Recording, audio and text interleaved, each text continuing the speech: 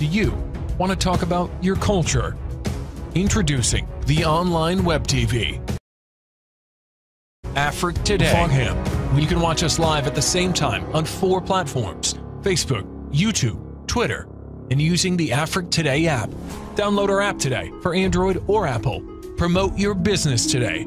For more information, go to www.africtoday.com. Africa Today, the best of digital TV. L'entrepreneuriat digital vous intéresse-t-il? Vous voulez apprendre à construire des projets digitaux? Aimeriez-vous gagner des revenus passifs conséquents en tout lieu? Voici la plateforme des professionnels du digital, la Diaspo Academy. Ici, vous retrouverez les meilleurs professionnels de la diasporama mondiale connectés sur notre plateforme. Vous allez pouvoir acquérir des formations adéquates qui feront de vous des entrepreneurs digitaux compétents. Étudiants, entrepreneurs, coachs, instructeurs et entreprises, Diaspo Academy est une opportunité pour vous. Elle vous offre la possibilité de suivre votre formation en mode virtuel à partir de chez vous, ou que vous soyez sur la planète. Toutes nos formations disponibles en ligne sont dispensées de manière interactive. Il suffit de vous inscrire et vous pourrez les suivre depuis chez vous. Au cours de la formation, vous passerez des quiz et examens selon votre parcours. En outre, à partir de votre tableau de bord, vous suivrez vos performances et progressions. Vous pourrez aussi communiquer avec vos instructeurs et recevoir des notifications. À la fin de votre parcours de formation, vous recevrez un certificat Diaspo Academy Certified. Que vous soyez débutant ou responsable d'entreprise, Diaspo Academy est une opportunité pour vous. Saisissez-la! Enfin, que vous soyez coach ou instructeur, ayez accès à un millier d'étudiants à travers notre plateforme. Merci de choisir Diaspo Academy, le meilleur choix. Pour plus d'informations, allez sur www.diaspoacademy.com. Diaspo Academy, la plateforme des professionnels du digital.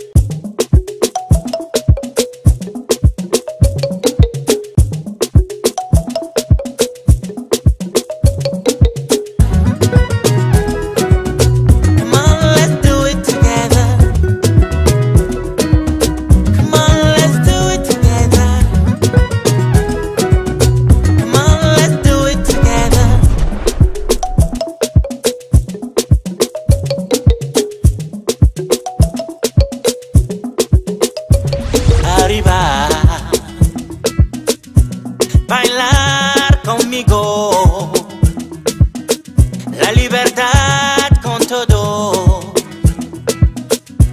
porque tu bienestar es lo que importa, mi amigo.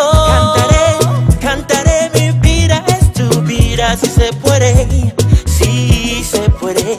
Come on, let's do it together. Cantaré, cantaré, mi vida es tu vida, si se puede. Yeah,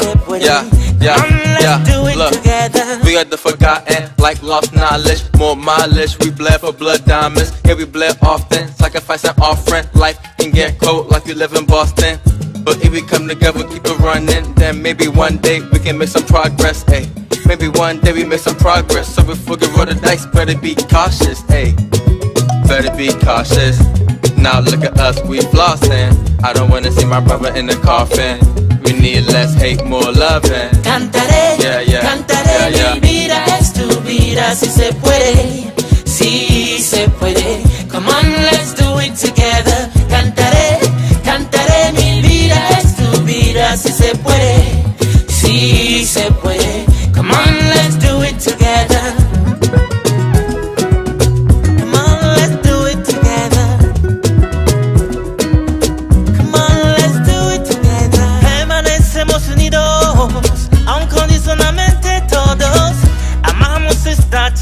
América, ciudad de los valientes, casa de la libertad, todos somos iguales.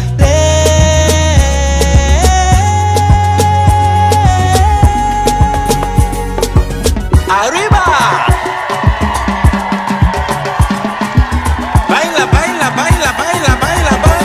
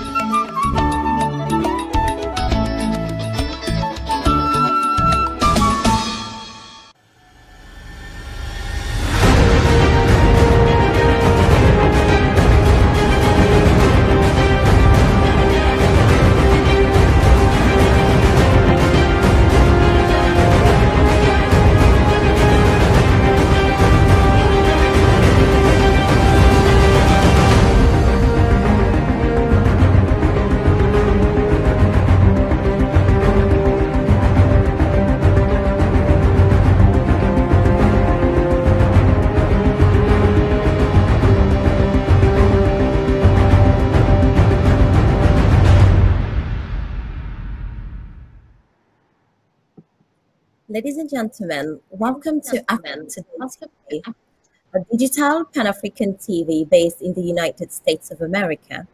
It is my pleasure to host the first virtual live show of a three-part series, which we have entitled When Pandemics Collide. This show is sponsored by the PATCHA Foundation, a charity based in the United States of America, and the Cameroonian Doctors Association, a charity registered in the United Kingdom, also known as CAMDOCUK. Today, we'll be discussing about the COVID-19 and domestic abuse. It is no news that the subject of abuse is a highly sensitive one and is still a taboo in most communities in general, but Black and African homes in particular. This reality in itself renders the subject of high interest, and as such, we will try to shed some light on what exactly is domestic abuse. We will address the health impact this can have on the victims and explore together the various supports that exist and which we can offer them.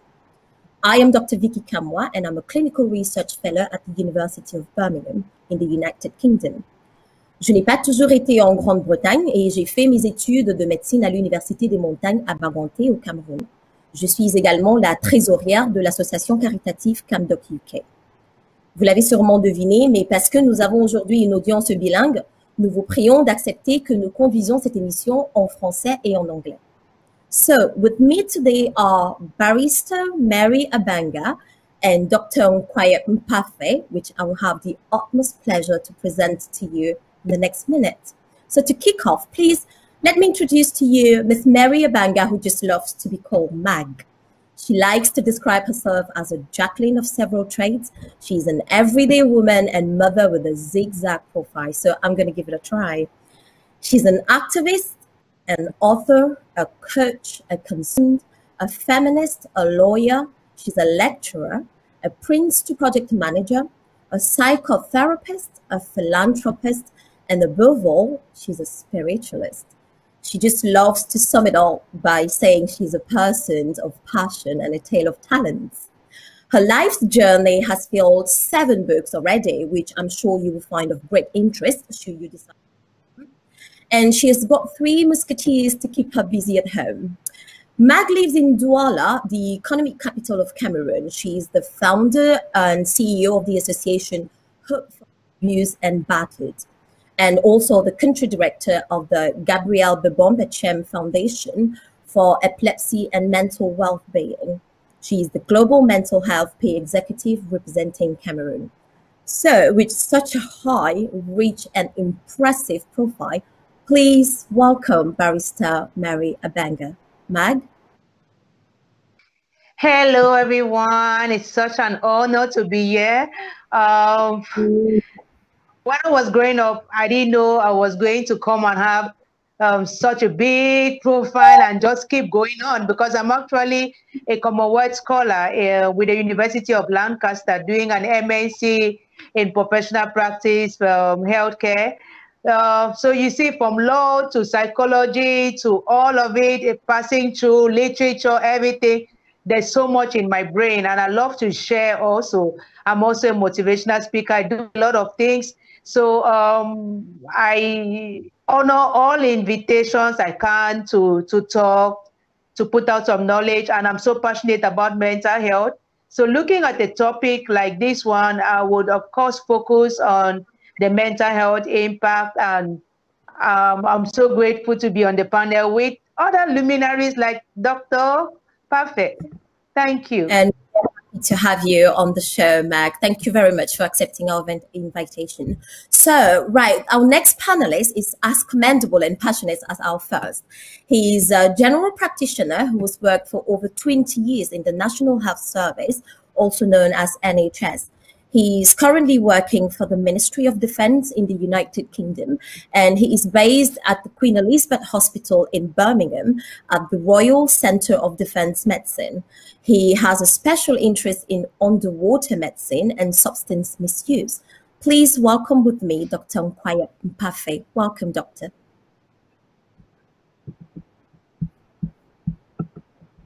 Dr. Mpafe? Thank you Dr. Kwawo, Vicky. I'm quite happy to participate in this pandemic because I consider domestic violence as a pandemic. And also, as you know, we're under a pandemic, which is COVID-19. That's why this subject came about. It is an important subject that needs to be debated.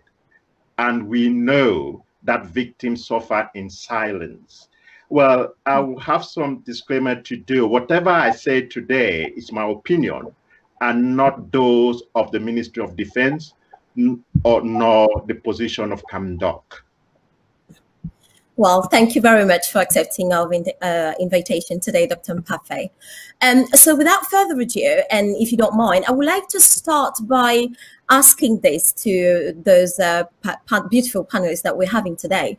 So we sometimes hear of gender-based violence and domestic abuse.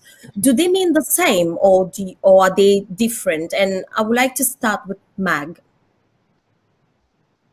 Domestic abuse for me is the ensemble of all what can go on in a domestic setting, especially between intimate partners, that will lead to one being abused by the other. It could be the man abusing the woman or the woman abusing the man. Abuse in several forms. One of them can be violent, another one can be emotional, another one can be financial, spiritual, all kinds of abuse. Gender-based is, well, tilted towards focusing on the women, but as we will agree, I think Doc and I will agree, gender is the sex, male or female. So somewhere they collide, and I think, well, they can be used interchangeably. Okay, well, thank you very much for that, Mag. And Dr. Nkwayeb, do you have anything to add to that? Yes, I was going to say gender-based violence is directed against a person because of the person's gender. And as you know, the gender could be male or female. This violence that affects a person of particular gender disproportionately female, and I mean women and young girls. That's the reason that we talk about, we often associate gender-based violence with women and young girls.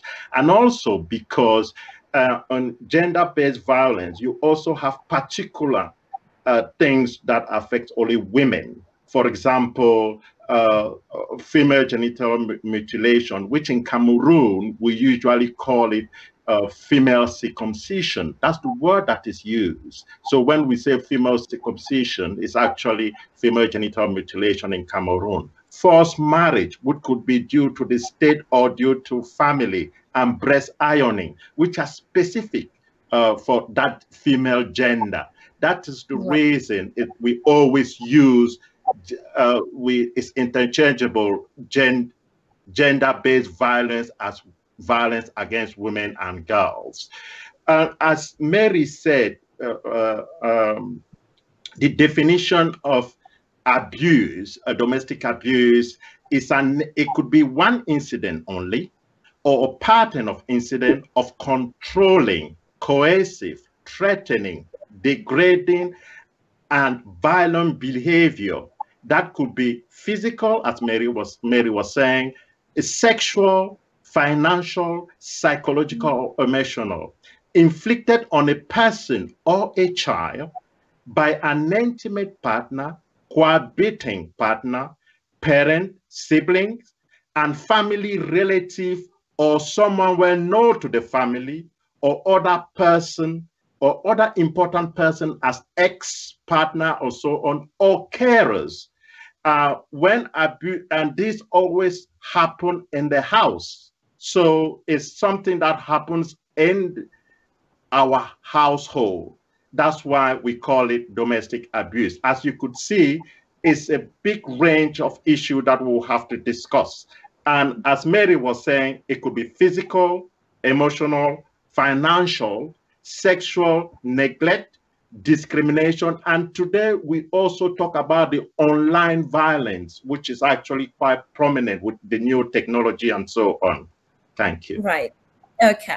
All right. Thank you very much, Dr. Mpafe. I mean, that's very interesting what you're saying. And what I can take from, what you just said is it's important to notice that even children can be affected. So it's not only a matter of, women or men. So children are involved, because I was having a follow-up questions asking about how about children? Is that a separate context with separate definitions? But I'm quite happy that you made it clear that children actually can be, victims of these gender and these domestic abuse as well.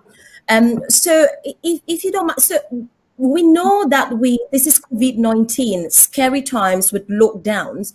How is this exacerbated during this pandemic? I mean, it means more time to spend at home. Do you think that this could be one of the reasons why domestic abuse is becoming that exacerbated during this pandemic? Or is there anything else that we need to, bring into light here? Shall I start with you, Mag, again, if you don't mind? Okay, yeah, no, I don't mind. The pandemic has just made it worse for everybody. Everybody, I don't know, I have anxiety, so it has just spiked up. It's just going down now. The uncertainty that came with it, it's like, when is it going to end, right? We might be relaxing some, but in some countries, maybe in the US, I think the numbers are still going up. So the lockdown or the measures are still in place. So you are stuck in the house, maybe with a partner with whom you weren't even seeing eye to eye in the first place. Now there's no escape route. There's no distraction. What are you watching on TV? Updates about the pandemic, and that can also get you more worked up. So you can decide to stop watching TV and now start picking out on a lot of things you don't like about what's going on at home, for example. And then, well, your reaction just makes matters worse. You take it out on your partner or on your children. I think that the pandemic has made it worse. It has actually bred ground for more abuse. And that's why we are having this conversation, right? Indeed, Meg. And Dr. Nkwayeb, are you thinking about any other reasons, that... I think Mary has said it all. If I could add and emphasize on just the fact that proximity and the fact that victims do not have escape routes because they were all in the house with the perpetrator of this domestic violence. When I'm saying it could be that the perpetrator could be male or female, I need to underline that. Though, as I mentioned before, the perpetrator are mostly men against women. As you notice, we've talked about various types of domestic abuses, which could be physical, because that's the one that we tend to see. But we don't tend to see the emotional and psychological ones.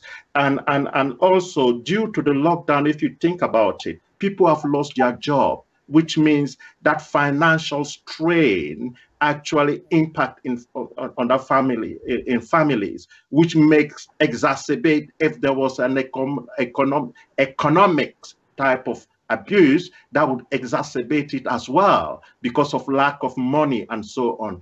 And as we mentioned, actually, the domestic abuse is a question of power and control. So if there's less money and you're controlling all the finances of that family, so you have more control. So actually, Mary said it all. It exacerbates a lot on those issues, such as neglect, such as online type of abuses that happens, and also the physical violence that we see. There was, I read recently about Belgium, whereby they said 2 feet, of female presently. That's the incrementation about violence during this COVID pandemic. I have to say, domestic abuse is a pandemic in itself. So we're having one pandemic exacerbating another pandemic. That's the way I will put it. Thank you. Okay, all right, thank you. And I'm quite happy that you mentioned the financial part of, and we will be discussing about that just for our audience. We will be having like a talk about how COVID-19 and can impact on finances, the costs and everything. So, Dr. Pafe, you were saying that those victims, they're at their house and they cannot go out, so they're stuck in there with their perpetrator. But I do think that at some point, when it's not bearable anymore, when they are having, they've been beaten and all that, they at some point they have to attend the hospital. Alors, disons que vous recevez toutes ces victimes qui se présentent à l'hôpital pour une raison ou pour une autre. Comment arrivez-vous à détecter qu'un patient est victime de violences conjugales? Well, it's yes. It actually depends because the patient may come in with various type of symptoms. The physical one is the most obvious one that we see, isn't it? Because we could see that they've been battered. But sometimes if a partner behavior make you feel small, or make you feel that you're controlled, you're unable to speak or give your own side of the story when you have a dispute, or make you feel unease. And sometimes you could see when you're seeing a patient and then the husband is the one talking on behalf of the patient, whereas the patient is the one that is actually ill. Then you could understand the dynamic on that family. That could actually exacerbate, push you to say to the partner, oh, look, I would like to speak to my patient alone. I will not speak with both of you, and then I will call you later. Because that's the good thing about us medics, is that we could actually remove a partner from the consultation room. And at times, I will tell you, the victims take a long time to come out. And we have to, if we see some sign, prompt question to ask, how is it at home? And you have to give time, because one of the things that we don't have, to help a victim, you have to give time. It may take about an hour or 2 hours just to talk to them and say, why are you afraid? Why is it this? Why are you depressed? And to go through those things to get. So it's not an easy fix. In the UK, for example, people who come in accident and emergency have a direct question to ask, that we ask about domestic violence. Pregnant women, because when you're pregnant, you're really, you become susceptible to incur violence from your partner, because that's when you're quite weak. So it's quite an important thing for us to actually look at, which I would ask most of healthcare professionals to see anybody with any injury to ask whether it was related to domestic violence. Because the more we ask the question and make it normal, more people will come out. When we don't talk about it, it takes about 3 to 4 years for the woman to come out. So most of the time, what we see is usually physical violence. The mental one and the financial one, we don't tend to see. Okay, thank you very much for this brilliant, expose, Dr. Mpafe. And Mag, I know you also work with victims of domestic abuse, and let me remind to our audience, if you don't mind, that you are the founder and CEO of the Association Hope for the Abused and Battered. Is there anything that you would like, to add to what Dr. Mpafe just brilliantly laid down? Yeah, well, from my experience, right, I just want to say that the victims reach out to us most often. A lot of the time, due to the awareness I do on social media and by word of mouth, so they know. And yeah, the physical you will not see, and I don't even wait to see any scars, because I have also been a victim myself. So I know that before it gets physical, there's been a long journey of other types of abuse. So I can see a woman and just know that she's going through something. I mean, I'm a woman myself. And I can also see a man and know that he's going through something. And you know, men don't usually talk. They don't talk. They act. And before a man acts, he has also endured for a while. But women will cry and are more emotional. And so, well, when they cannot take it anymore, they are going to get emotional. And even if she doesn't say anything, you can see from her demeanor that she's going through something. So that's how we do in the association. Okay, all right. Well, that's a brilliant job that you guys are doing, Mag, and I really to hear about what you've been going through yourself. So if I have to just, you know, come together with everything that you just said. So we are talking about all those mental health disorder. Am I right if I summarize it by saying that you can have, on top of the physical, you can have mental, you can have, psychological problems? Is there anything else that you know, aside from the physical and the psychological? Well, you know, yeah, go ahead. I was going to say, though we've tried to define various types of abuse, usually when abuse occurs, you have several others as well linked with it, as Marie would know when she meets those patients. It could be when it's emotional or psychological. There could be a financial type of abuse going on it. There could be neglect on it. And there could also be discrimination, you know, just on that one without having any physical effect, which means sometimes is the physical one is the one that we, as Marie will concur, that you see, because the black lips, broken teeth, black eyes, we see that, which makes it easy to detect. Whereas, as Marie pointed out, male will not talk. They will not disclose it. And what you would find out, they will have a lot of depression, anxiety, and something that we don't mention in our community, post-traumatic stress disorder. There are short-term effects on domestic abuse, and there's also long-term effects, which when we will discuss about the effect, I would come with some example that occurred to me last year. And you will see that the effects are dramatic when it comes to on the victims. But you also have to remember that the perpetrator, there's also effect on them.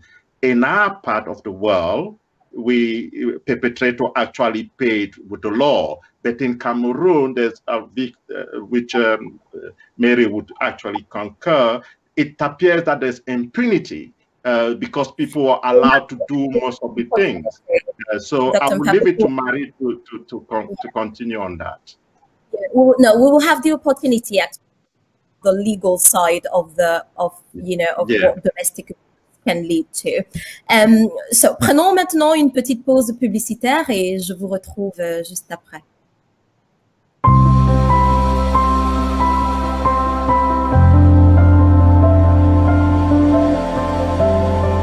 Okay.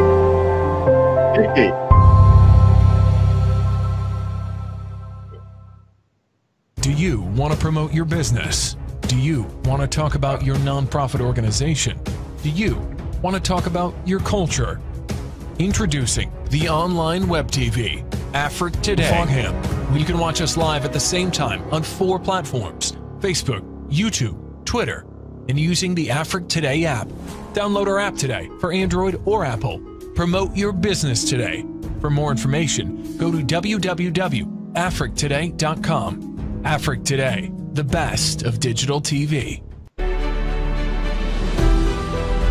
L'entrepreneuriat digital vous intéresse-t-il? Vous voulez apprendre à construire des projets digitaux? Aimeriez-vous gagner des revenus passifs conséquents en tout lieu? Voici la plateforme des professionnels du digital, la Diaspo Academy. Ici, vous retrouverez les meilleurs professionnels de la diasporama mondiale connectés sur notre plateforme. Vous allez pouvoir acquérir des formations adéquates qui feront de vous des entrepreneurs digitaux compétents. Étudiants, entrepreneurs, coachs, instructeurs et entreprises, Diaspo Academy est une opportunité pour vous. Elle vous offre la possibilité de suivre votre formation en mode virtuel à partir de chez vous, où que vous soyez sur la planète. Toutes nos formations disponibles en ligne sont dispensées de manière interactive. Il suffit de vous inscrire et vous pourrez les suivre depuis chez vous. Au cours de la formation, vous passerez des quiz et examens selon votre parcours. En outre, à partir de votre tableau de bord, vous suivrez vos performances et progressions. Vous pourrez aussi communiquer avec vos instructeurs et recevoir des notifications. À la fin de votre parcours de formation, vous recevrez un certificat Diaspo Academy Certified. Que vous soyez débutant ou responsable d'entreprise, Diaspo Academy est une opportunité pour vous. Saisissez-la.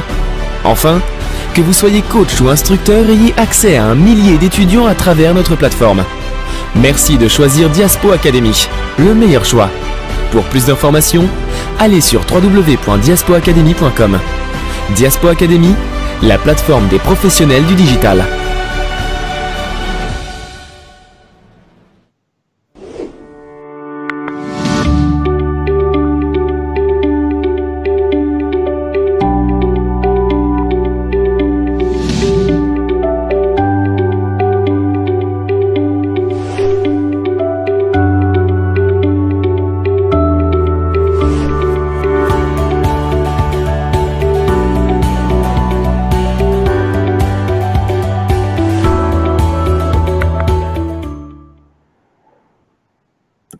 Welcome back on Africa Today TV. For those of you who are joining us just now, I am Dr. Vicky Kamwe, and I'm here with Barrister Mary Abanga, that we love to call Mag, and Dr. Nkwaya Mpafe. Together, we're talking about COVID-19 and domestic violence. So before the break, you've both enlightened us on the definition of domestic abuse. We've talked about different types of abuse, and we mentioned that it doesn't only happen to adults, that children can also be affected. We discussed the impact it has on our mental health. So I would like to ask this question, is the reciprocal true? And what I mean by that is, because we now know that domestic abuse can impact on our mental health, but can our mental health also have an effect on the domestic abuse? And if yes, what is that effect? Let's start with Mag. Yeah, thank you. The World Health Organization defines mental health as a state of complete physical, mental, and social well-being. That means mental health includes our emotional, psychological, and social well-being. So it affects how we feel, think, and act, or how we think, feel, and act. And it also helps determine how we handle stress, how we relate to others, and how we make choices. So now, if we already have some issues going on in our life, right? We have some challenges because of the normal wear and tear of life. Before COVID, we were already having, maybe people are sick, people are losing jobs. It's not just COVID that has made people to be sick and to be losing jobs and to be stressed up.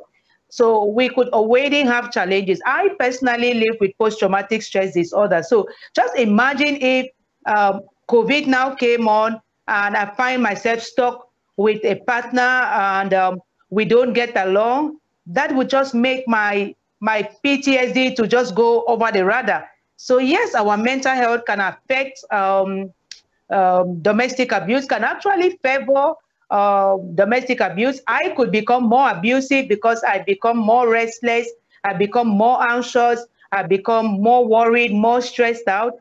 Or the other person could also, because of the COVID and not being able to understand what I'm maybe going through in the first place, become more violent, more abusive. So I really think that our mental health can affect, can aggravate, yes, the effects of the pandemic on this first pandemic, which is domestic abuse.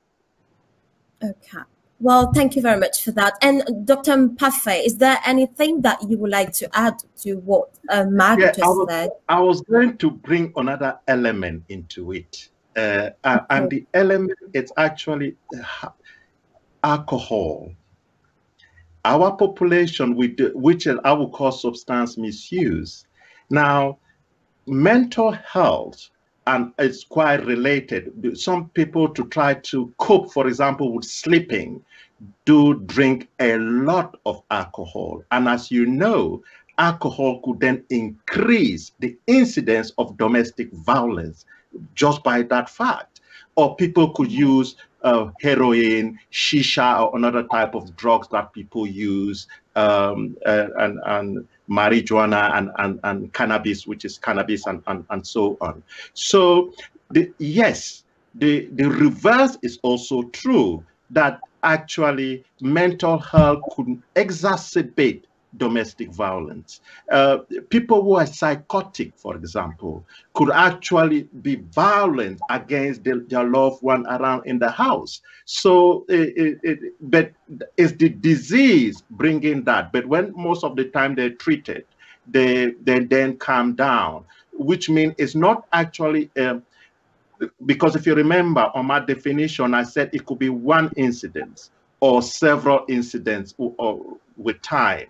So with time, this particular one, which is a psychotic patient, we would say they were violent because of their disease, but it's actually a domestic violence type of thing. So I agree with Marie that it exacerbates the incidents, if you see what I mean. It just increases it a little bit. Though it's small, but it does happen. And I think it's usually related to substance misuse, which actually makes it worse. Right. Thank you, Dr. Mpafe. And let me just remind the audience that you have a special interest in substance misuse as well. So you're well placed to know all that. So, and because we're live, I've just got a question coming in. And so we're having somebody from our audience asking, can the inherent stress of being born Black in countries like the United States of America or the United Kingdom, with the discrimination and all that is going on, can that be equated to some type of abuse? So can you elaborate on that? Well, discrimination or racism, as we could put it, if you say we're talking about household, we're not talking about what happened in the community. We're talking about effect that happened in the household. Now, if, for example, I would take a very good example that could be considered, you know, Meghan got married to Harry, the Prince Harry. Now, can she undergo discrimination in that high class, which will be racism type? I would say, of course, yes. Because if, as you could see, because that's intermarriages between two races, which means she would have discrimination from the other family. So yes, it could happen, but the discrimination that happened outside of the household will not be considered as a domestic abuse. That will give different terminology for those type of effects. Whereas I took Meghan and Harry because that's a household, and the discrimination that Meghan could have would be from the family, which in that household. And I think that's one of the reasons they moved out from the UK to the United States. I'm not saying that's the really issue, but I'm just saying in that example, it's an example where I could say, yes, it does exist, which means when there is marriages between two races, then yes, it could exist, discrimination could exist in that household. Because the definition of abuse, of domestic abuse, if you see, it's something that happened in the house, not in the community. This is where your disclaimer. Yes, I'm sorry. The effects you could have effects on the community and the wider place, but that's not is the effect of the domestic abuse that we would see in the community. Thank you. Thank you, Dr. Mpafe. Mag, do you think, you know, what do you think about this member in the audience who is asking if being born Black in countries like the United States of America? I know you're in Cameroon, but you know, if you probably listened, you know, to, you know, all the news and everything. Do you think that Black people in the United States of America or in the United Kingdom are actually suffering from some kind of discrimination just because they're Black? Yeah, I mean, I think so. I have been there, right? I spent 4 years out of Cameroon. So I'm lucky. I'm happy that I came back to Cameroon because I didn't think I could survive in that system where I'm looked upon like less than just because of my skin color. And well, wanting to bring it to the house now, I want to say that even if you are married to your two Black people, the frustration you get from out there, let's say the man, might be different from the frustration the woman gets based on the color. And the man can bring it back to the house. And then, well, this is the pandemic time. Some people have still kept their jobs. And then the man goes and, you know, everybody is so stressed out now. And then he is discriminated upon again. We know this guy was killed. I think it's George Floyd. Imagine the atmosphere at that time, and you come back home and you take it out on your partner because, well, you have to take it out on somebody. So I think that that discrimination can actually heighten a lot of other things, and that's how I want to look at it here. Consider it as a type of abuse, though. Can I add? You see, the way I would see the effect of the discrimination that happened on the street in America or in the UK is increases the level of stress. For example, then you could say because it increases the level of stress, then that will have an impact on the irritability of the person, which would also then link, if you see it's a link now to increase of the possibility of an incrementation of the domestic incidence of domestic violence. So that's the way I could link it. But there is no direct cause and effect on that being Black in America. It would just be, but incrementation of that stress level could actually have indirect impact on that. That's the way I would see it, and because I was listening to Mary and then got that could be in that sense. Yes. Thank you for elaborating on that. All right, well, I'm sure it is starting to be clear that this is a serious social scourge that does a lot of damage. And just like we were mentioning, you know, in the first part of our show, Dr. Mphafe, I do believe that domestic abuse, you know, can lead to some serious financial cost. So would you care to please expand on this for us? Well, I would have to bring the cost on the individual, cost on the household, cost on the community, and cost on the government. So if you see in various areas you have cost. Let me give you an example. Let's say I give Mami Lele, who has 3 children. And Mami Lele was beaten last night. And Mami Lele actually sell akra banana in the morning and then achu in the evening, which we all love. So Mami Lele was beating in the evening and she was screaming. So the neighbor came in and she had a broken hand. The Mami Lele now is taken to the hospital with a taxi. That's what I would call direct tangible cost, because they have to pay for the taxi. And then when she got to the hospital, then she has to pay to see the doctor. That's direct, tangible cost to be treated. So, and now, if you look at it, if that happens, that I'm taking Mami Lele because Mami Lele is then situated in Bamenda in Mancon. That's what would happen. But if I take Mami Lele situated now here, the perpetrator will also have a cost. Because sorry, Dr. Mphafe, Dr. Mphafe, and by here you mean in the United Kingdom, is it? In the United Kingdom, yes. Yes, I'm sorry, I need to precise. Yes, here in the United Kingdom. Because the police will be called out. It will not, the neighbor will not come to separate the fight. They will call the police. So the police would come to the family, and that's cost because they're using petrol, fuel, and that's the cost that the government has to put to pay for the police officer and so on. Now, there is also indirect tangible cost. for Mamilele in Bamenda. The indirect tangible cost. Mamilele was not able to sell her Accra banana the next day.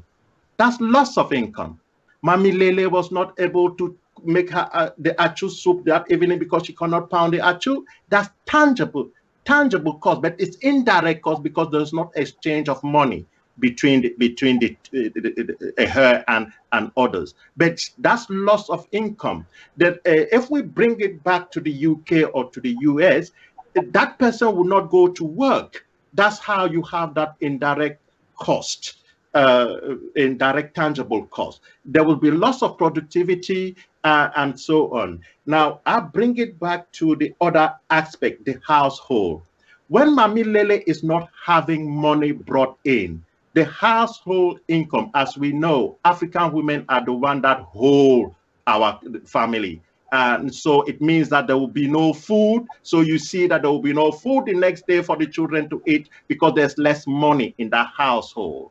Now, taking to the community, and Mary would say, you have in the community, you have social services that are paid by the government in the UK and I think in America. In Cameroon, we have charity organization. That's cost because those charity organizations have to pay for people to wait. And they also do all of these campaigns and so on. All those campaigns are cost.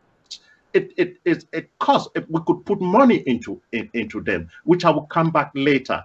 Now the justice system, which I would come, that's a cost for the individual perpetrator because they will go through the police. There could be jail if it's here in America. They could pay compensation and they could pay lawyers. So you could see that there's a lot of cost.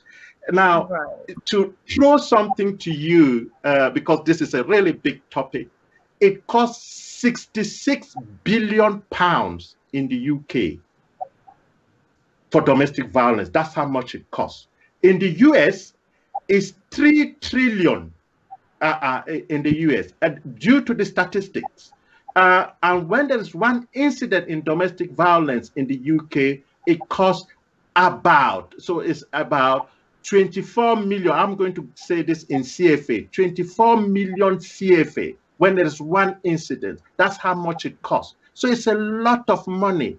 If you think 66 billion pounds, you have to multiply by 720 or 35 to get the money in CFA. So it's more than the budget of Cameroon for all our nation. That's the cost that we have.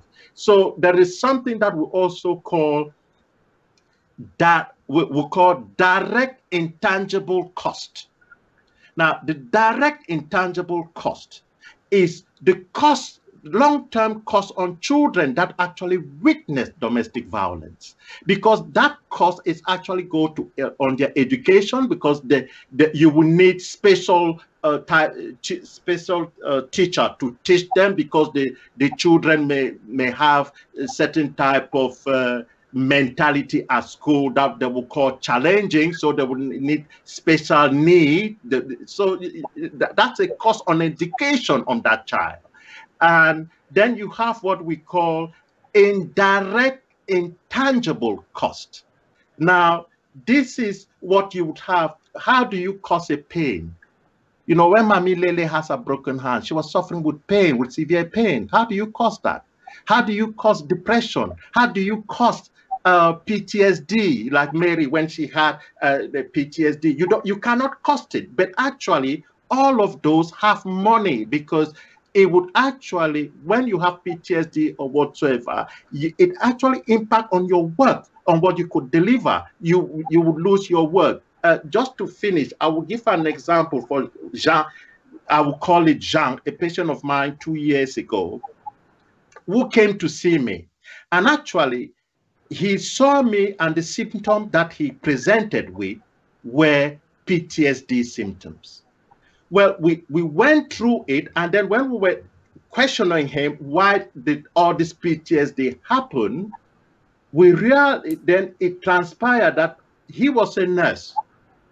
The manager told him one word, and it triggered his PTSD. what happened to this Jean was that 2 years prior to that event to see me, his wife has accused him of sexual abuse, of sexual assault. So he was held by the police, questioned by the police, and held for 3 days in prison. So the word that his manager used triggered all this memory back on him. Now, he was seeing me 2 years after the event. So it wasn't a direct thing. It was actually 2 years after.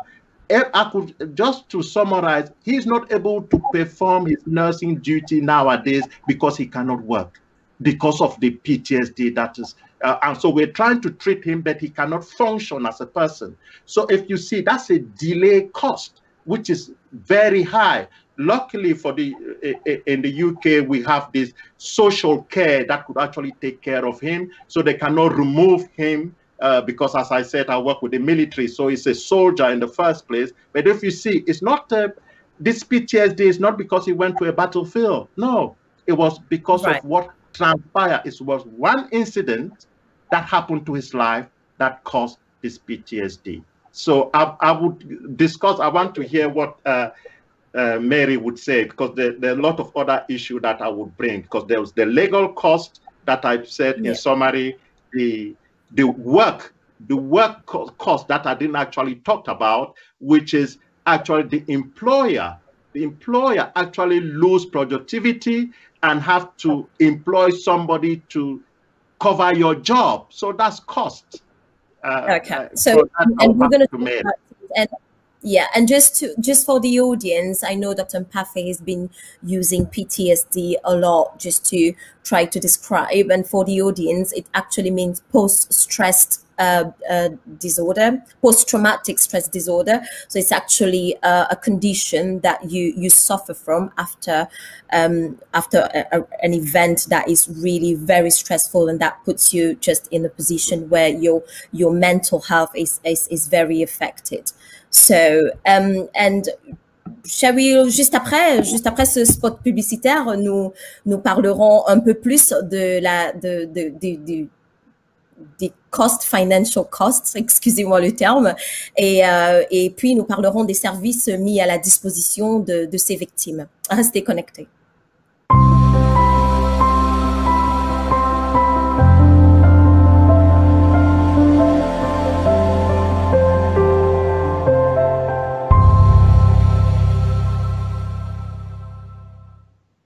Do you want to promote your business? Do you want to talk about your nonprofit organization? Do you want to talk about your culture? Introducing the online web TV, Africa Today, Fogham, where you can watch us live at the same time on 4 platforms: Facebook, YouTube, Twitter, and using the Africa Today app. Download our app today for Android or Apple. Promote your business today. For more information, go to www.africtoday.com. Africa Today, the best of digital TV. Nous sommes de retour dans ce studio pour la dernière partie de notre programme et vous êtes sur Africa Today TV. Je suis Dr. Vicky Kamoa et avec moi, barista Mary Ebanga et Dr. Kwaya Mpafe. Alors, docteur, vous nous parliez juste avant la publicité des coûts financiers que la violence domestique peut engendrer et causer sur l'état mental des malades. Alors, est-ce que vous voulez nous éclairer un peu plus? I will try to speak in French, if that's okay. That's right. I've been struggling too, as you can all. Ce qui se passe, c'est que, comme je décrivais d'abord en anglais, c'est que il y a le fait économique, l'impact économique que la violence domestique peut faire est énorme. En Angleterre, on pense que ça coûte environ 66, how do you call, billion pounds, qui est un chiffre exorbitant. Un seul incident une seule incidence en domestic violence, ça va porter à 30, je crois c'est 24 millions de francs CFA, qui est un chiffre exorbitant si nous pensons que si tu gifles ta femme, par exemple, ça va coûter 24 millions de francs CFA. C'est mieux d'avoir ces 24 millions et avoir une bonne vie. Ce que je voulais dire, que l'impact est sur les individus, dans leur maison et dans la communauté. Dans la communauté, il faudrait mettre les écoles, les services qui aident les victimes de ces violences. Il y a la justice, et je vais mettre ça sous le titre de la loi, et je crois que Marie va développer là beaucoup. Il y a les avocats qu'il faut payer, et si on te met en prison, il faut te nourrir en prison, il faut que tu payes la victime, leur donner une compensation. Tout ça, ce sont des coûts.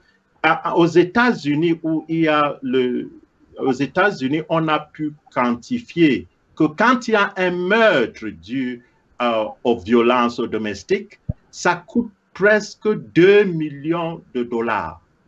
Donc, et tout ça, c'est les coûts des individus, de la personne qui est morte, de la justice, de l'emprisonnement. Tout ça, ça coûte 2 millions, 2 millions, qui est beaucoup. Et je voudrais dire que le coût va aussi dans l'éducation, parce que les enfants qui voient leur mère ou leur père être battus en souffrent, et ils deviennent aussi des récalcitrants à l'école, ce qui veut dire que on doit avoir certains ici, on les envoie, on dit special need, on va les aider d'une manière pour pouvoir les contrôler.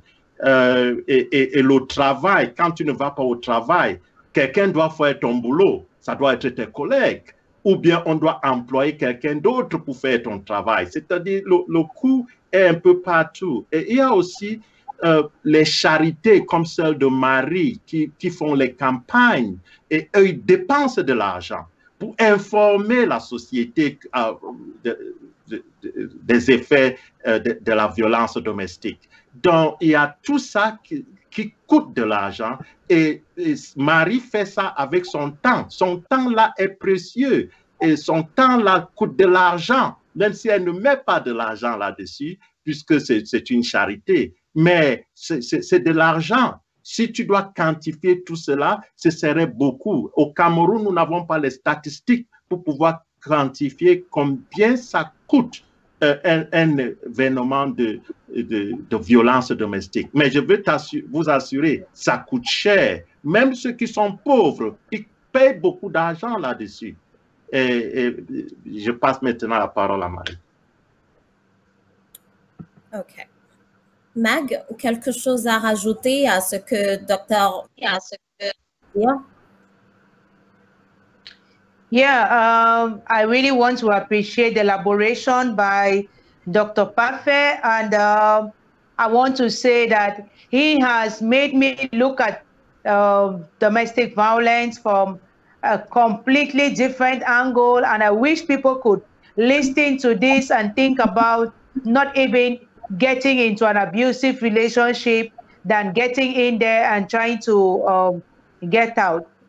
In Cameroon, as he said, there are no statistics, but people do spend money, and that is true. I'm just looking at myself, my organization.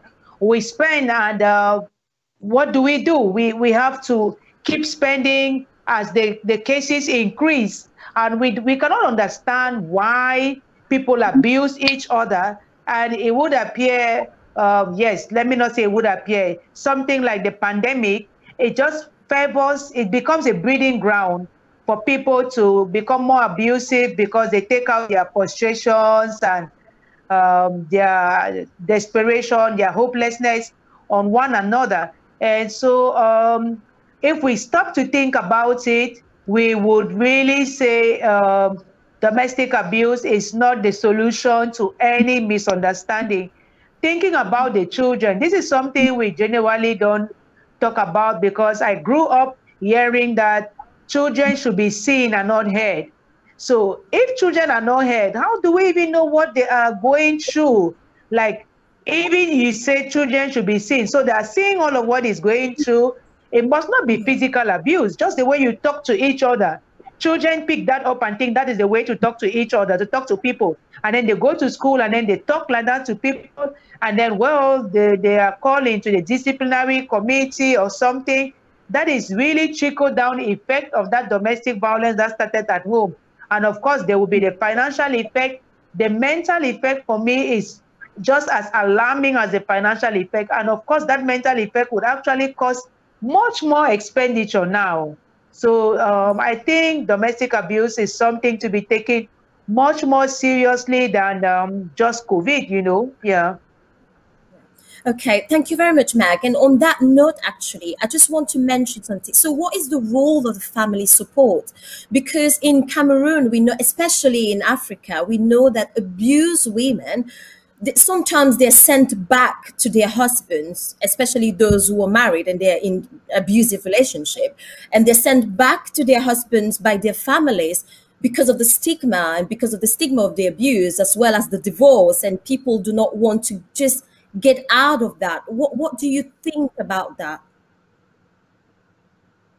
You know, I will use my personal experience. I love using my personal experience to make it more relatable.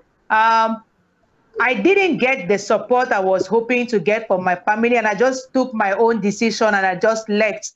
And I left the country altogether, leaving my children behind. You can imagine the trauma on all the people involved.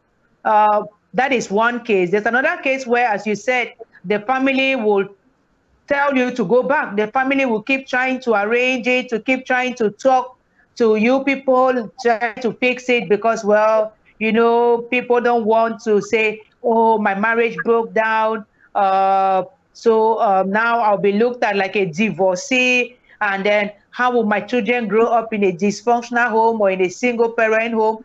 That doesn't help, because the cost is already there. Dr. Fafe has broken it down perfectly. The abuse has already happened. The cost is already there. Even if you force the two people to stay together, the cost is already there. And then I think the abuse is just going to continue in one way or the other. So families should understand that at one point, if the person who is more of the victim than the other, because I will be honest with myself, domestic abuse is not only the person who is being beaten or the person who is being abused. Sometimes both partners abuse each other, even in the process of that abuse. The victim is just the one who has come out with much more both physical and psychological injury. Families should understand that you need to actually support the victim or the person who is coming out and saying, I can't take it no more. Because if you keep telling them, stay in there, you may come up with a corpse. In our community, people have killed their partners. You know, in Cameroon, the Cameroonian community in Ohio, a man killed the wife. It was even an ex-wife. She had left.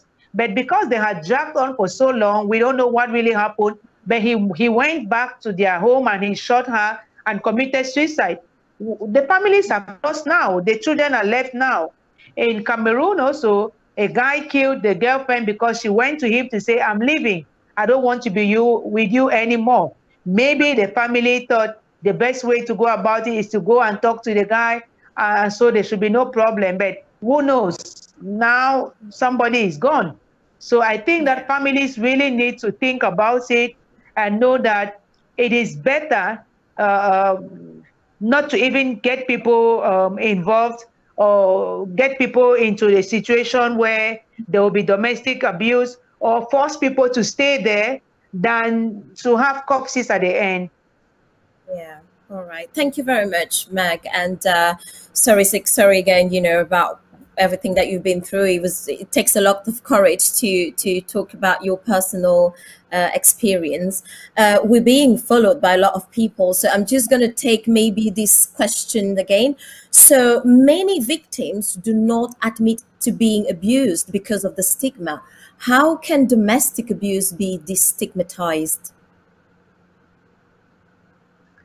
Well, let me just say something, right? By talking and making it, normalizing the conversation, like Dr. Pape said, and using personal experiences like I use mine. I do it all the time, everywhere. I've been on several shows, I talk about it, and so families will know that, well, domestic abuse has happened, or it can happen, but life goes on. Dr. Pape was talking about this patient who lives with post-traumatic stress disorder and who is barely able to live a normal life. Well, I live with that same post-traumatic stress disorder, and I am able to, because I've been able to build myself up, and I can now tell people, look, domestic abuse can happen, but it doesn't put a stop on your life, right? So stop stigmatizing people who have even left. I think those are even the brave ones. Those are the warriors. Those are the ones to be celebrated, you know, instead of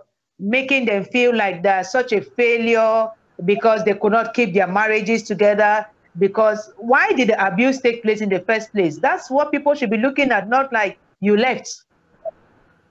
Right. I was just going to add about Mary's eloquent answer to that question is that when we look at domestic abuse, awareness campaign should be there, which I think she's doing. Every time she comes and talk about herself, that's awareness campaign. Training. Everybody should be trained. We should train student from school and so on. That helps. The reason, just taking a step back, for example, and then everybody, if you ask, are you okay? Give a listening ear. Take the time to listen and don't accuse the person that is talking about domestic. Don't stigmatize it to them. Just listen and just sympathize with them. That could go a long way. In Cameroon, we don't tend to even listen to what the victim is saying. All we're just saying is actually a cultural and actually something embedded in Cameroon deeply. Because if I remember correctly, in the south and the east of the country, the woman will tell you if the husband does not beat her a little bit, it means he doesn't love her. That's the idea.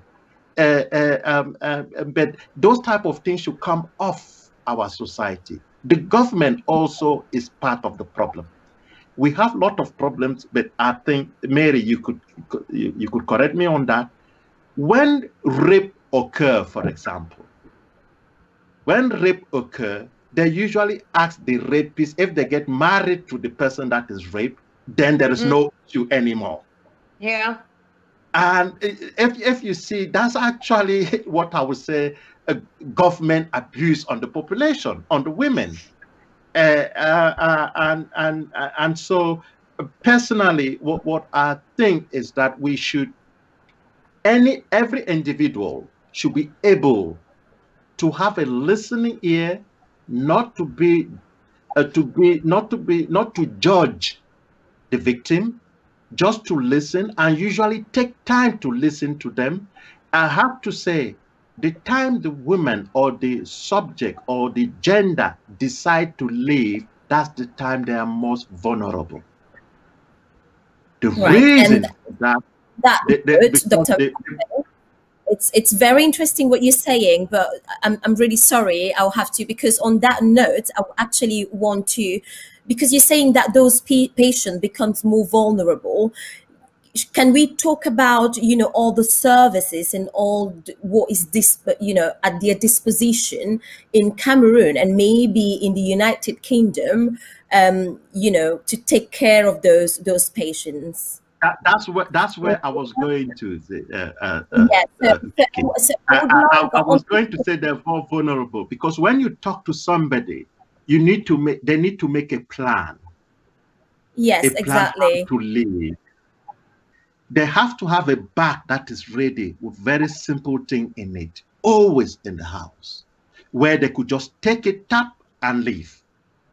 Because the woman, the individual that is subject to violence in the UK, we have social services, we have charitable organization, that you have numbers that you could call and they could talk to you over the phone. You could also have to the police. I think in Cameroon, la condition féminine, le ministère de la condition féminine, as we call it, have put in every police station, I don't know whether that is true, but that's what the law says, in each police station, there should be a counselor there to counsel for domestic violence and abuses. I don't know whether that is the case. However, would you mind Dr. Mpafé, sorry, would you mind telling us about the management, the clinical management of those patients? Because I think it's only fair that we let the barrister discuss about the legal aspect of now. As you remember, I did tell you in the beginning that we have various aspects. We will go to, let's talk about the physical. If it's physical, a broken teeth, you will go and see a dentist to try and fix your teeth away. Broken hand, you will go to the hospital. That's a simple thing. You have the mental part, which is actually the biggest in our community, with people with anxiety, people with depression, people with post-traumatic stress disorder, and people that actually lost their self-esteem. Sometimes they don't have the threshold to be an illness, but they lost their self-esteem. They cannot actually communicate. They don't go out anymore to meet friends. So those are impacts that are considered also that has to be treated. Counselors are usually the first port of entry. Your friends, usually friends that actually condone those type of effects are not friends.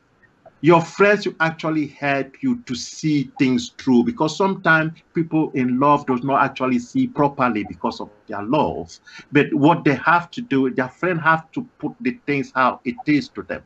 Because sometimes when you're living, you're going, you don't know where you're going. So the mental health route, which people could say counselor, then they could see the psychiatrist. If you have PTSD, like my patient that I mentioned, Jean, before, he is under the psychiatric and is having what we call level 3 treatment, which is a high intensity of counseling and medication just to treat him because he's severely depressed with the post-traumatic stress disorder. And then you also have in the community, the government has put things, refuge, because on that refuge, that you do have counselor into it, you do have people that actually listen, because sometimes what we don't see, to listen to the patient is actually treating them, to acknowledge that they're going through hard times, domestic abuse, because most of the time, people don't believe them, because usually the perpetrator are usually people high in the community that people know, and then they don't believe them. Just by believing the patient, sometimes it's a big relief that somebody actually has listened to them. So I would say counseling is quite important. Psychiatrists, hospital to where people could go, and also talk to friends. Thank you. That's a brilliant summary of the clinical management of those patients. So, Mag, if at all those patients just stumble on somebody who only listen to them, what kind of things can be done, and what still needs to be done? And now that I'm allowing you to just expand on this, would you mind just telling us which kind of services are available in Cameroon to support them? Thank you. I want to start first of all by giving some statistics so that we know how serious the problem is in Cameroon, and then we can hear the services and then you know, evaluate for ourselves if those services are really something. I mean, I've heard about the services in the UK and I'm like, well, Cameroon, I don't know where we are right now, but okay, on a scale of 0 to 10, I don't know. Anyway, so statistics in Cameroon show that gender-based violence is really a cause for concern. These are statistics pulled from the Institut National de la Statistique, so the INS, and the 2012 study, that is the earliest I could find. They say lifetime physical and or sexual intimate partner violence is 51%. Physical and non-sexual intimate partner violence in the last 12 months was 33%. Lifetime non-partner sexual violence was 5%. So that is just to show that, I mean, more than 50%, you can imagine that it means that all marriages, half of them, there's abuse going on, yet people have to just stay in there, maybe because they don't know where to go to, or when they go to somewhere, nobody will believe them. I was having fun a few days ago sharing some statistics I was finding on social media, and one of them was actually a report that the ministry doctor talked about. They submitted to the UN Commission on something, and in one paragraph, they said that judges in Cameroon tend to consider domestic abuse as the husband exercising his disciplinary rights over his wife. So majority of the judges in Cameroon, especially in the higher courts, are male. And we know that Cameroon is a very patriarchal society. So who are you going to go and talk to about your situation? Look, when you go to the police station, I'm a lawyer, I've been there a few times with victims and stuff. What they do there is just tell you, no, this is a private matter, essayez d'arranger. Non, maître, non, c'est pas comme ça. Elle ne peut pas mettre son mari en prison. No. Or il ne peut pas mettre sa femme en prison. So it's like everything is try to fix it. Try to fix what? If people come to the police station, it means they're already fed up. You know, it's not like out there people can just call 911 like that. Yeah, you don't call no 911, nobody is going to come. So for you to take your legs and go there, it means that you've had enough and you want some protection. Unfortunately, there's no protection. Now with the pandemic, the police are busy with other things. So don't even call them. Don't go there. Nobody is going to listen to you. I mean, even with rape victims, I called for one victim. I went there and it was like, il n'y a pas les ressources. S'il vous plaît, mettre à l'hôpital, pardon, laissez-nous tranquille. So even if we go to the hospital, what happens to the man? He's going to just go and abuse some other person, maybe his child, you know, and stuff like that. So frankly speaking, on the legal point of view, judicial point of view in Cameroon, we still have a long way to go. That's what I'm going to say. Now, on the social point of view, the ministry, well, I saw a report that they don't have a domestic abuse shelter. You know, one thing that will also help is if there is a shelter where you can live and go to, be you man or woman. Sometimes you just need to go to some place before you decide on what next. I left this country altogether. I will come back to myself. So it was not like I even went to my parents' home or to my mother's home. I just left the country altogether. I had worked on my plan. Some people don't even have time to work on a plan or have the means to put that plan into action. So what do? They have to go to a shelter, for example. They have to go to a safe space, maybe go back to their parents, maybe go in with a friend. But if you don't have that kind of friend, you don't have that kind of supportive family, you don't have a shelter anywhere. How many organizations have shelter? I don't have. I'm barely 2 years old. But there are some who have been there even for 15 years. They don't have a shelter. They are still looking for ways to, you know, find some partners. It takes a lot of money, like Dr. Papa was saying. So that is something.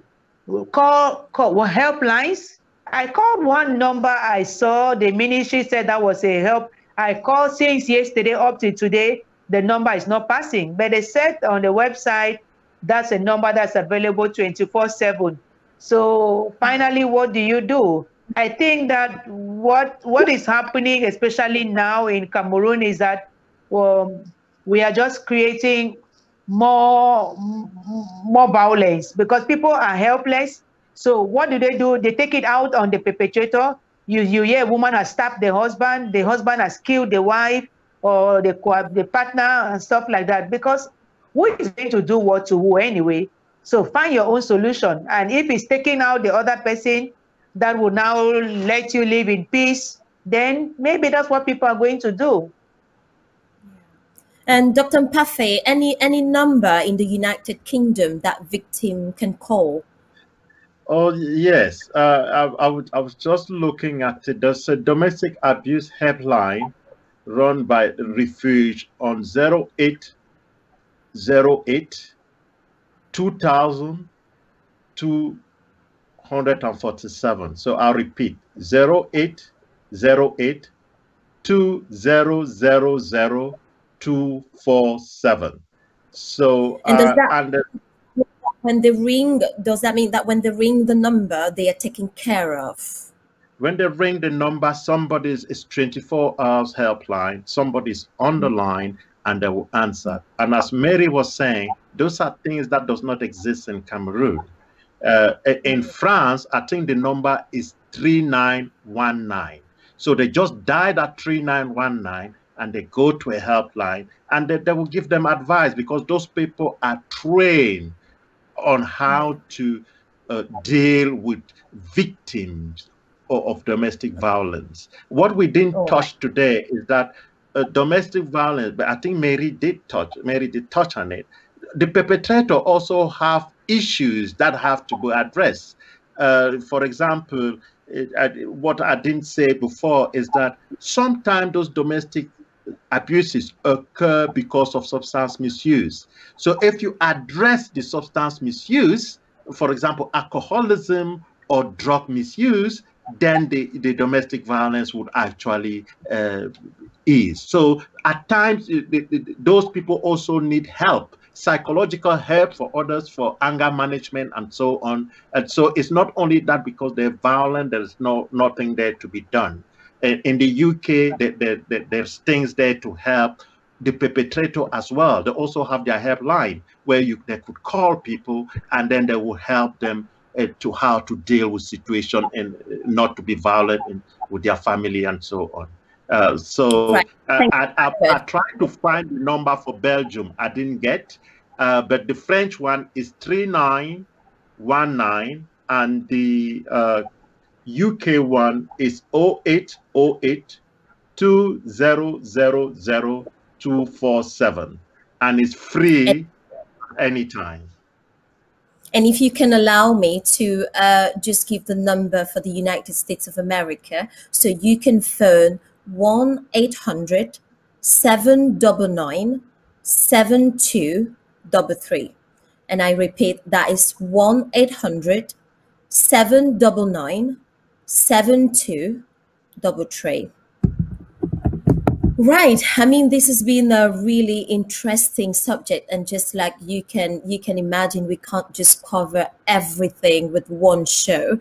Like I said in the beginning, this is the first show of a series of 3 shows, so more to come, probably on different subjects, but obviously, you know, you can drop anything that needs to be, if you have any queries, just share. If you've been interested, you know, if you've learned a lot listening to this program, just share with a lot of people around it, and if you found it very informative.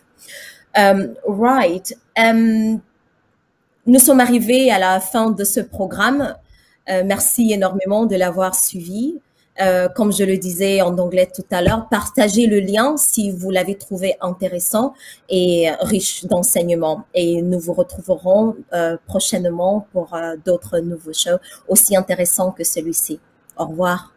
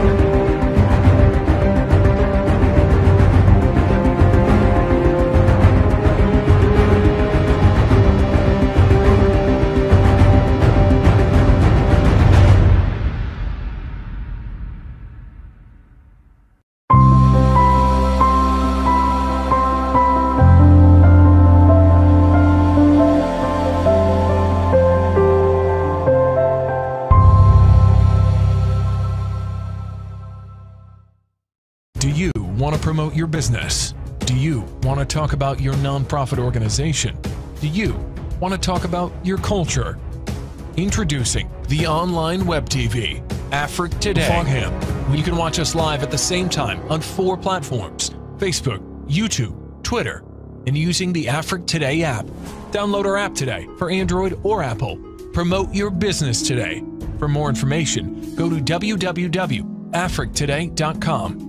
Africa Today, the best of digital TV. L'entrepreneuriat digital vous intéresse-t-il? Vous voulez apprendre à construire des projets digitaux? Aimeriez-vous gagner des revenus passifs conséquents en tout lieu? Voici la plateforme des professionnels du digital, la Diaspo Academy. Ici, vous retrouverez les meilleurs professionnels de la diasporama mondiale connectés sur notre plateforme. Vous allez pouvoir acquérir des formations adéquates qui feront de vous des entrepreneurs digitaux compétents.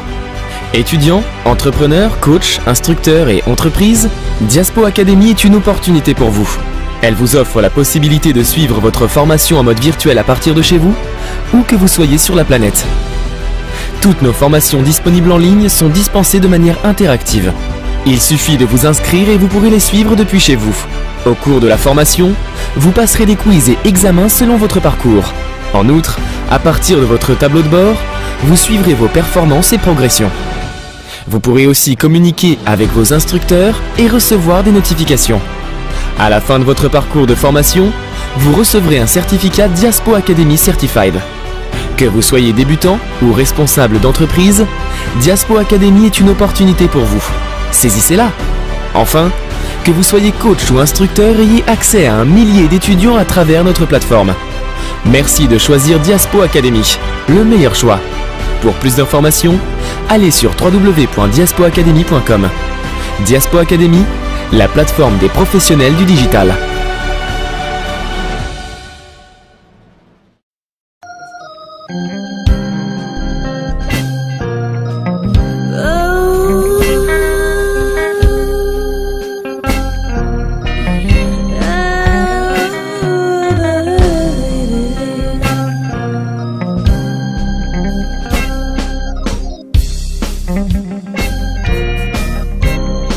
Another year is come and gone, and you're hoping for something better. It's your fault that you let a animal out of him, but he promised he'll be better. So you let down your guard. Is he good? Are you different?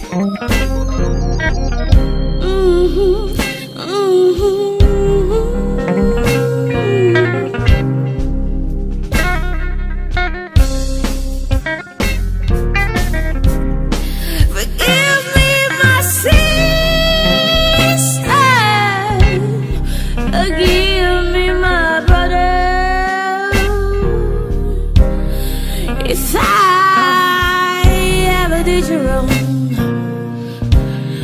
I promise I'll be good. I promise I'll be better.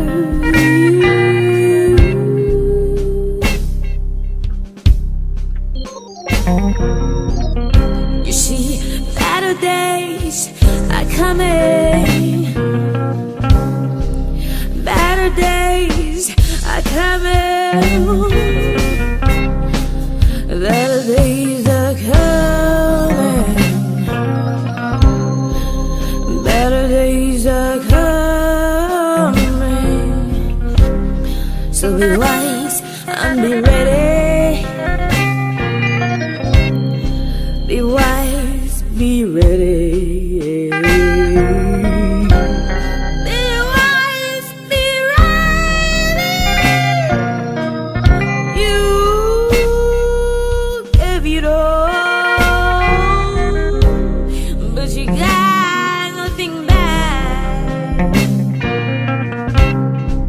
Dry your tears, you hide your face. I see you at a corner. It's nothing, that's what they say. You're better than that. You better than that. You better than that. You're better than what they say you are. They put you down, but you're rising strong. You're better than what they say you are. They drag you down, but you're rising strong. You're rising, you're rising, you're rising, you're rising.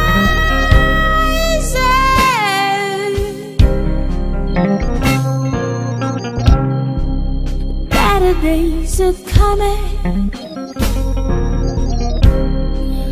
Better days are coming. Better days are coming. Better days are coming. Yeah, yeah, yeah, yeah, yeah, yeah.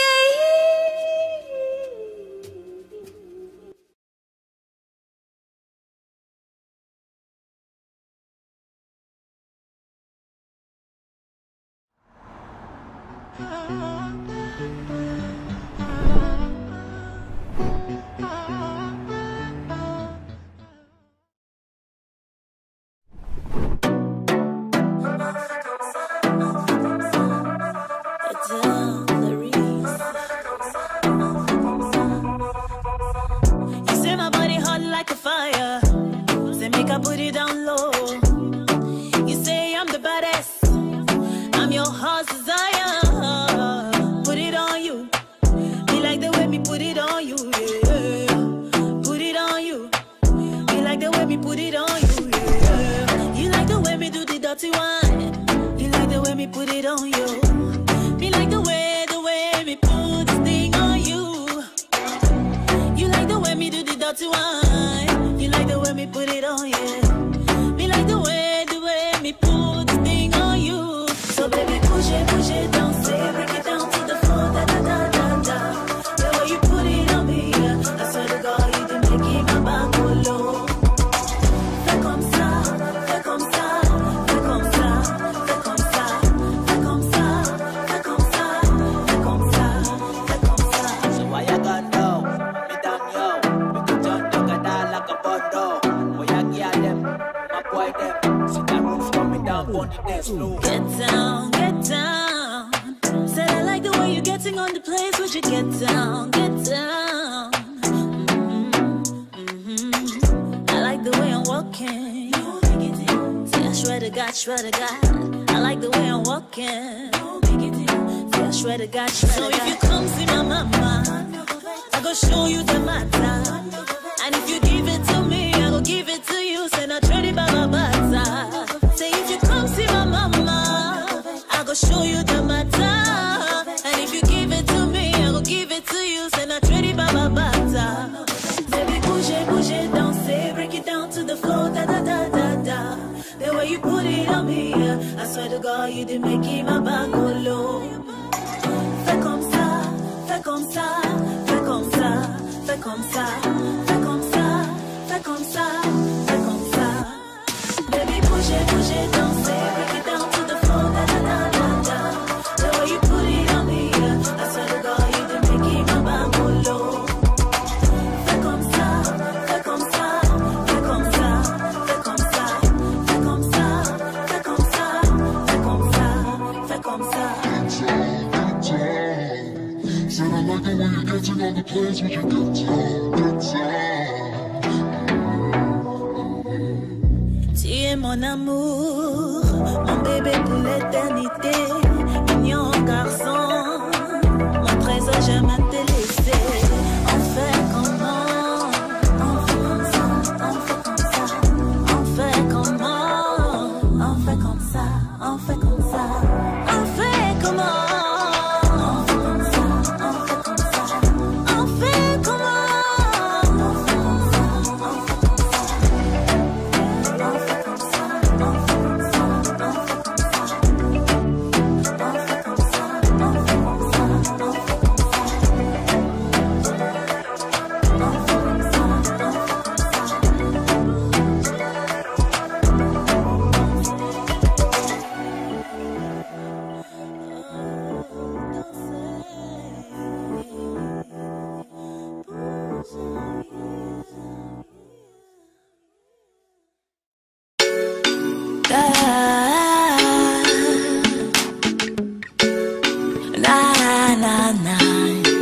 told you from the start, I don't need no commando. Now you acting like a child, hear them call you Bambino. I don't need no boy, mind up your flaws, I'm not here to teach you. Trying too hard to prove you're the boss, you know who's in charge. Time's up, time's up, see the game is over. Time's up, time's up, see the game is over. Time's up, time's up, see the game is over. Ooh, you can see the game is over.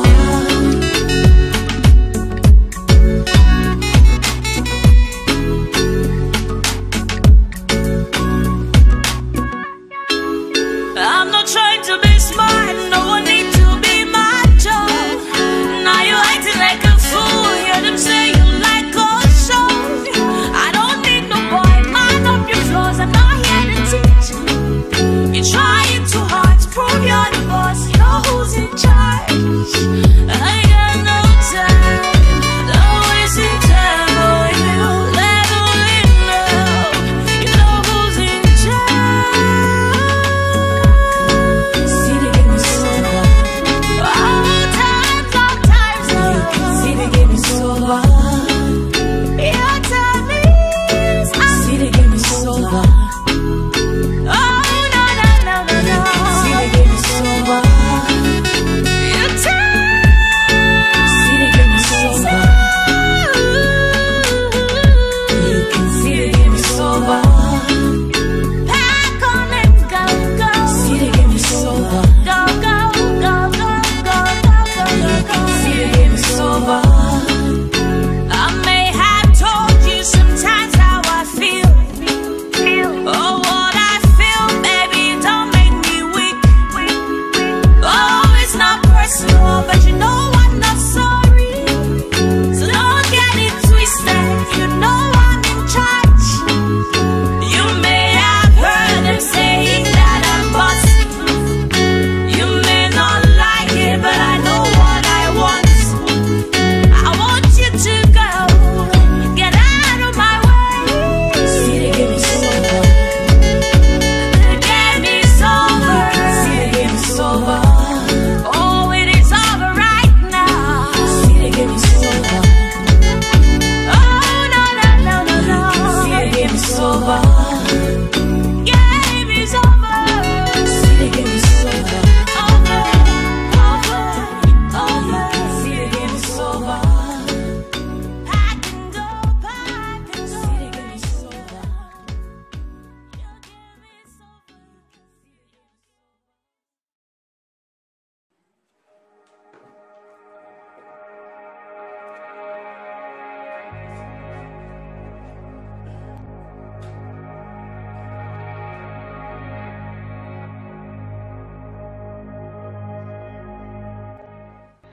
Dad, I have a good news for you. Wow, that's my son. I can't wait to hear it. Yeah, I just finished recording my album and I'm so excited. This is the CD.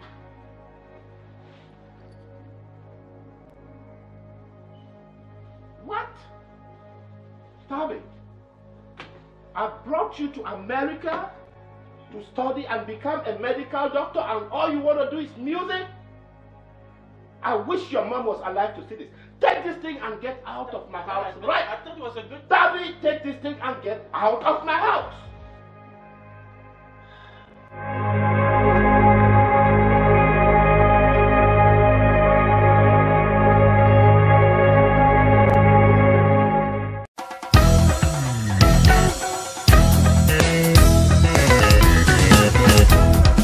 My life is not my own.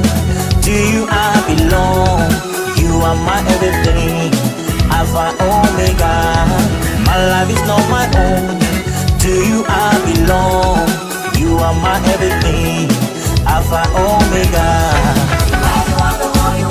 Jehovah, King of Kings. Jehovah, King of Kings. Jehovah, King of Kings. Jehovah, King of kings, I will love you, I will love you, I will love you.